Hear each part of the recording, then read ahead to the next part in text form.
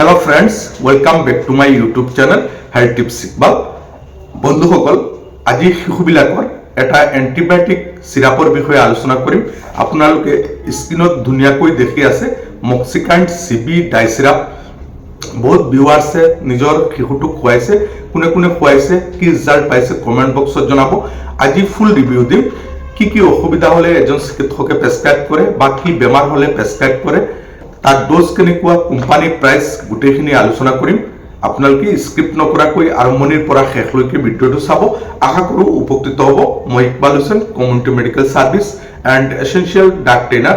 বন্ধুসকল, Moxikind CV dry syrup ভাল company Mankind কোম্পানীয়ে মাৰ্কেট কৰি আছে আৰু এটা বটলত 30 ml আছে পাউডাৰ ফৰ্মত, লগতে ৱাটাৰ থাকিব আৰু তাৰ মূল্য হ'ল 67 টকা 53 পইচা, অৰ্থাৎ 67.53। যিকোনো ফাৰ্মাচীত সহজে পাই যাব বা অনলাইন যোগেদি পাৰ্চেজ কৰিব পাৰিব। তাত দুটা কম্পোজিশন দিয়া হৈছে। 5 ml কন্টেন্টছত এমক্সিসিলিন পটাছিয়াম 200, ক্লাভোনেট 28.5 mg দিয়া হৈছে 5 ml কন্টেন্টছত। এইটো এটা এন্টিবায়োটিক হয়। এন্টিবায়োটিক এন্টিবেক্টেৰিয়েল হিচাপে ব্যৱহাৰ কৰা হয়। এন্টিবায়োটিকে ভাইৰাছ কেতিয়াও মাৰিব নোৱাৰে।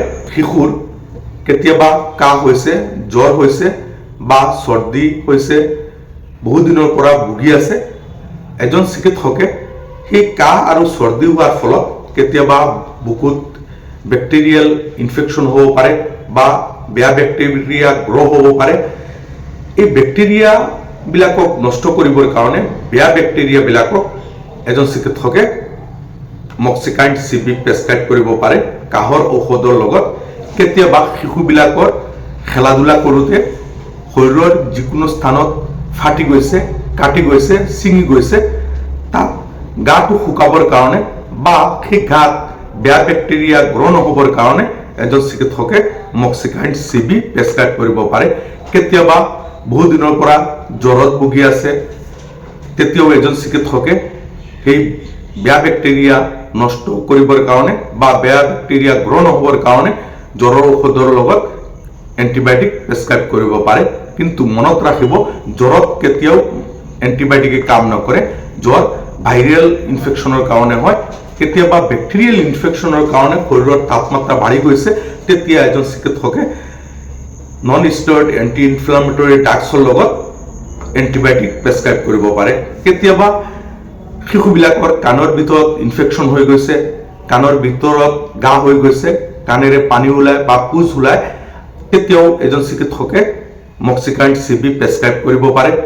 কেতিয়াবা নাকৰ ভিতৰত সাইনাছত ইনফেকশ্যন হৈ গৈছে, নাকৰ ভিতৰত ঘা হৈ গৈছে, নাকেৰে পানী ওলাই আছে বা কেতিয়াবা অকণমান তেজ ওলাই আছে, নাকৰ ভিতৰত বিষ কৰি আছে, তেতিয়াও এজন চিকিৎসকে মক্সিকাণ্ড চিবি প্ৰেছক্ৰাইব কৰিব পাৰে। কেতিয়াবা ডিঙিত ইনফেকশ্যন হৈছে, মুখৰ ভিতৰত ইনফেকশ্যন হৈ গৈছে, ঘা হৈ গৈছে, টনসিল ভাৰি গৈছে, টনসিলত ইনফেকশ্যন হৈ গৈছে, তেতিয়াও এজন চিকিৎসকে মক্সিকাণ্ড চিবি বেয়া বেক্টেৰিয়া গ্ৰ' নহ'বৰ কাৰণে, তাত বেক্টেৰিয়া নষ্ট কৰিবৰ কাৰণে মক্সিকাণ্ড চিবি প্ৰেছক্ৰাইব কৰিব পাৰে। কেতিয়াবা UTI urinary tract infection, RTI respiratory tract infection, এনেকুৱা ধৰণৰ ইনফেকশ্যন হ'লে কেতিয়াবা মক্সিকাণ্ড চিবি প্ৰেছক্ৰাইব কৰিব পাৰে।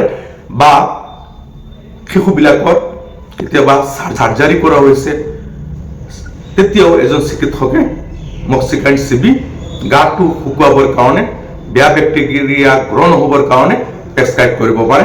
এক কথাত গ'লে মক্সিকাণ্ড চিবি এটা এণ্টিবায়োটিক হয়। এজন চিকিৎসকে প্ৰেছক্ৰাইব কৰে, নিজে নিজে কেতিয়াও জ্বৰত বা কাহত বা বেলেগ কোনো অসুবিধা হ'লে নোখোৱাব। যিকোনো ঔষধ চিকিৎসকৰ পৰামৰ্শ কৰি খোৱাটো অতি দৰকাৰী, অতি প্ৰয়োজন। মক্সিকাণ্ড চিবি 1 বছৰৰ পৰা 3-4 বছৰলৈকে এজন চিকিৎসকে প্ৰেছক্ৰাইব কৰিব পাৰে। এণ্টিবায়োটিক সাধাৰণতে বয়স অনুপাতে দিয়া নহয়, ওজন অনুপাতে দিয়া হয়। সেয়ে আপোনাৰ শিশুটোক এজন চিকিৎসকৰ ওচৰত লৈ গ'লে চিকিৎসকে ওজনৰ ওপৰত নিৰ্ভৰ কৰি ড'জটো নিৰ্ধাৰণ কৰে। মক্সিকাণ্ড চিবি খোৱাৰ পিছত কেতিয়াবা শৰীৰত এলাৰ্জি হ'ব পাৰে, তাৰপিছত শৰীৰত স্কিন ৰাছ হ'ব পাৰে। যদি এনেকুৱা হয়, খোৱা বন্ধ কৰি এজন চিকিৎসকৰ পৰামৰ্শ কৰিব। মক্সিকাণ্ড চিবিৰ ৰিভিউ এইখিনি। আশা কৰোঁ আপোনালোকে বুজি পাইছে। যদি মোর ভিডিও ভাল লাগে প্লিজ লাইক করব, কমেন্ট করব আর শেয়ার করব। যদি নতুন হয় সাবস্ক্রাইব করব। আজির ভিডিও মানে